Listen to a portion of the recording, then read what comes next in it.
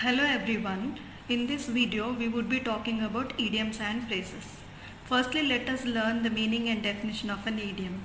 An idiom is a word or a group of words that has more figurative meaning than literal meaning. Let us now see the difference between figurative meaning and literal meaning through this example.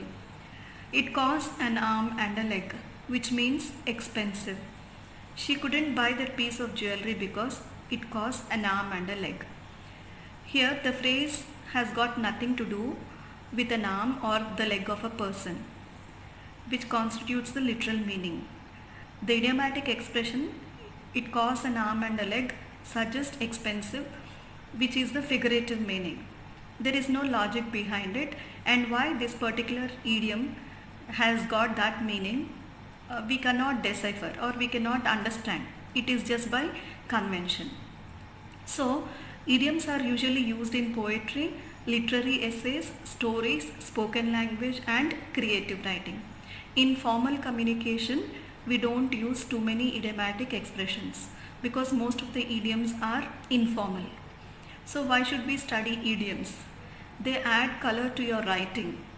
You can make your writing impressive by using idioms because idioms do not give the explicit meaning. The meaning has to be understood, or we have to derive the meaning through the context.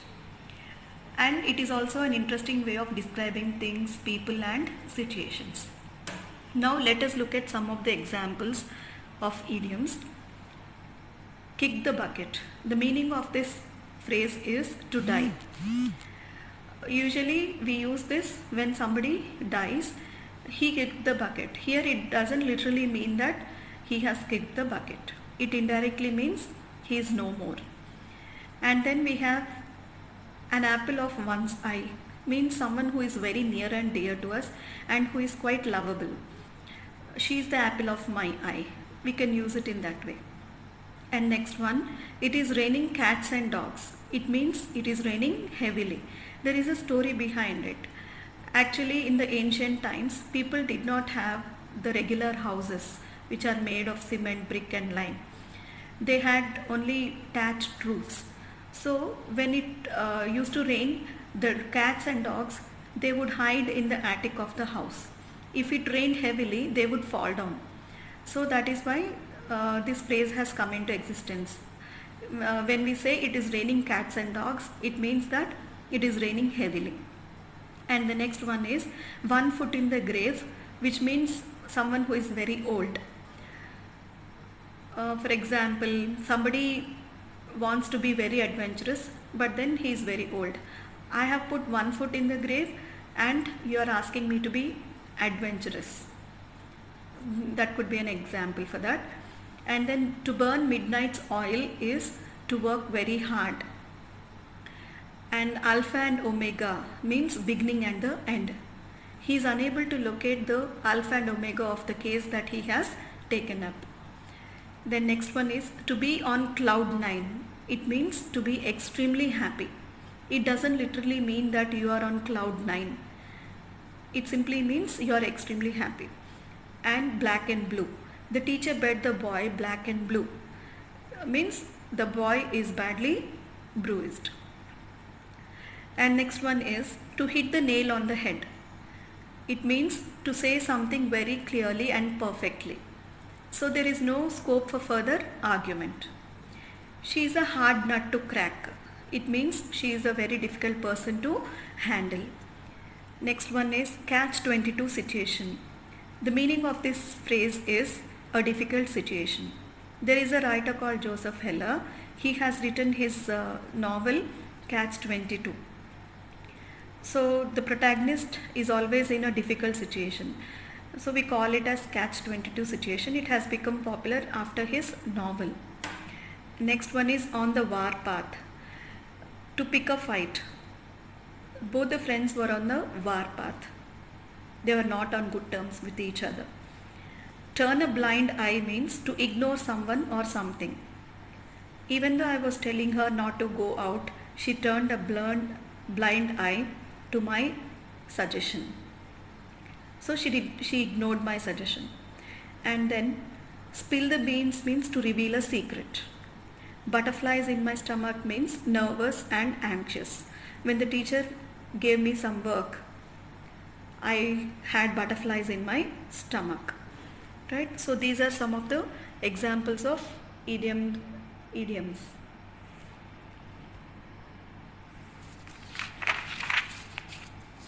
Now let us look at the next part, that is the phrases.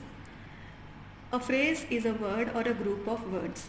It does not have figurative meaning, it has only literal meanings. Whereas idioms have figurative meanings, they do not have literal meanings. Phrases do not have a subject or a verb, and it is the basic unit of a sentence. Now there are 8 types of phrases: noun phrase, verb phrase, adjective phrase, adverb phrase. Now let us look at noun phrase. In a noun phrase, you have noun as the head word or the main word. The yellow house is for sale. Here the yellow house is a noun phrase, house is a noun which is the head word. I want a skateboard. In this, a skateboard is the noun phrase, both are nouns. So noun phrase is a group of words wherein a noun is the head word or the main word in that phrase.